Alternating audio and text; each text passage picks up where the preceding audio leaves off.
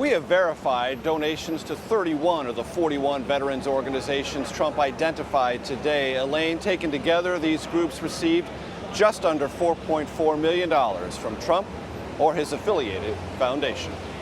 Major, as we heard, Donald Trump went after reporters for their questions about his donations, but he also provided a list of contributions and answered many of those questions. So what does that tell us?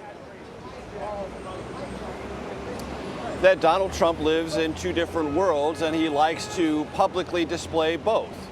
At one level, he validated all the questions that this news organization, the Washington Post, and many other news organizations have been putting to the Trump campaign since this fundraiser occurred in late January, months ago.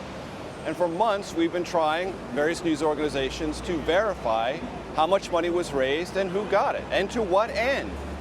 Trump didn't like those questions, but yet he detailed in ways he never had before answers to those questions. Who, how much, and to what effect.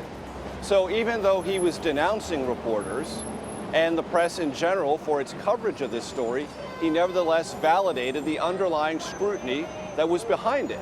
So what Trump likes to do is give you both sides of his persona and both sides of the rhetoric. On the one hand, explaining what's happened, on the other hand, denouncing those who've made him explain himself. That's kind of new in politics, certainly at the presidential level, but Donald Trump, it seems, brings something new to the table, if not every hour, certainly every other day. Major, let me ask you about this. Bloomberg Politics reports that Bill Kristol may have found his third-party candidate to take on Trump. His name is David French. So, Major, explain to us, who is David French? Well, that's a little bit hard to explain in total. He is a writer. He is someone with almost no name identification anywhere outside of some conservative circles. And he hasn't even committed to a campaign. So I'm sort of reluctant to get deeply involved in Mr. French's biography because I don't think it's yet relevant. And even if he does become a candidate, it may barely be relevant then. I mean, this person is not an elected official, has never run for office that I'm aware of, has no visibility to speak of, would not, because of all the things I just said, attract substantial financial backing. And as we have all learned, those of us who pay attention to filing deadlines across these United States for independent candidates, has already missed the Texas deadline. The North Carolina deadline, which requires almost 90,000 signatures to qualify, is June 9th, meaning in 10 days.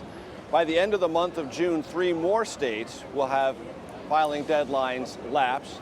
So this idea of a third-party alternative to the presumptive Republican nominee, Donald Trump, and the likely Democratic nominee, Hillary Clinton, is, to put it mildly, fanciful. And Mr. French would be more fanciful even than that. All right, let's move on. Senate Majority Leader Mitch McConnell is calling for Donald Trump to release his tax returns, and that puts him at odds with RNC Chair Reince Priebus, who has questioned whether voters actually care about Trump's tax returns.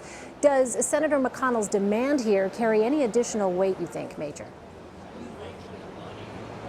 It does for Senate Republicans, and I think what you have to always understand whenever you hear Senate Majority Leader Mitch McConnell speak on any aspect of this political campaign, his number one priority is to maintain what he currently possesses, a Republican majority in the United States Senate. And everything he says and everything he does will be to reinforce that and to protect that Senate Republican majority, not necessarily help Donald Trump.